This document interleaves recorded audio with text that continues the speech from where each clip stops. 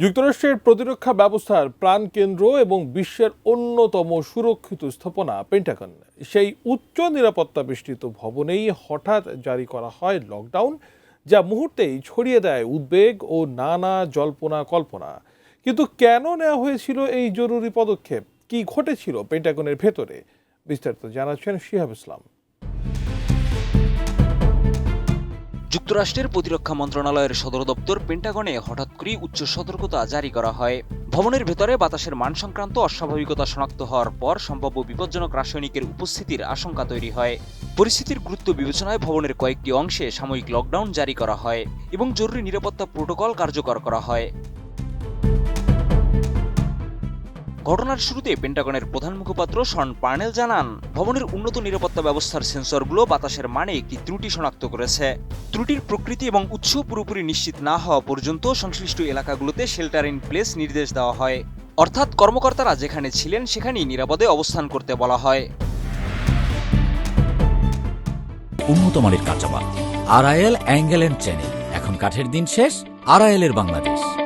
মার্কিন সংবাদ মাধ্যম সিএনএন-এর তথ্য অনুযায়ী সতর্কবার্তা পাওয়ার পর পেন্টাগনের 4 থেকে 7 নম্বর করিডোরের 2য় থেকে 5ম তলা পর্যন্ত অংশ লকডাউন করা হয়। একই সঙ্গে কিছু এলাকা থেকে কর্মচারীদের দ্রুত সরিয়ে নেওয়া হয়।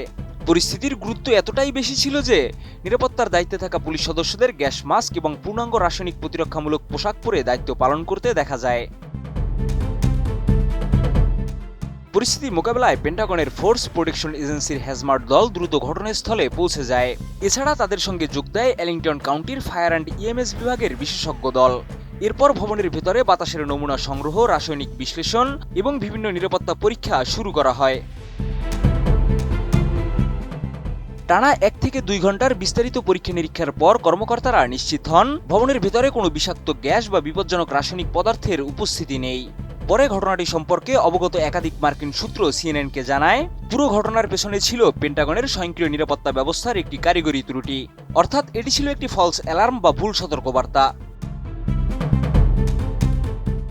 5 কোণ বিশিষ্ট পেন্টাগন ভবনটি বিশ্বের বৃহত্তম অফিস ভবনগুলোর অন্যতম। এখানে প্রতিদিন 20,000-এর বেশি সামরিক ও বেসামরিক কর্মচারী কাজ করেন। এছাড়া 2001 সালের 11 সেপ্টেম্বরের হামলার স্মৃতি বিজড়িত এই ভবনের নিরাপত্তা ব্যবস্থাকে বিশ্বের অন্যতম সংবেদনশীল নিরাপত্তা কাঠামো হিসেবে বিবেচনা করা হয়। তাই সামান্য সন্দেহ দেখা দিলেও সেখানে সর্বোচ্চ সতর্কতা জারি করা হয়ে থাকে। শন পার্নেল বলেন, বাতাসের মান সংক্রান্ত একটি ত্রুটি শনাক্ত হওয়ার পর সতর্কতামূলক ব্যবস্থা নেওয়া হয়েছিল। পরে পরীক্ষায় কোনো বিপজ্জনক উপাদান পাওয়া যায়নি। পরীক্ষা নিরীক্ষা শেষে পরিস্থিতি স্বাভাবিক ঘোষণা করা হয়েছে। লকডাউন প্রত্যাহারের পর কর্মচারীরা আবারও নিজ নিজ কর্মস্থলে ফিরে গেছেন। একই সঙ্গে ভবিষ্যতে এ ধরনের ভুল সতর্কবার্তার কারণ খতিয়ে দেখতে সংশ্লিষ্ট প্রযুক্তিগত ব্যবস্থার পর্যালোচনা করা হবে বলে জানা গেছে। শিহাব ইসলাম, এটিএন নিউজ।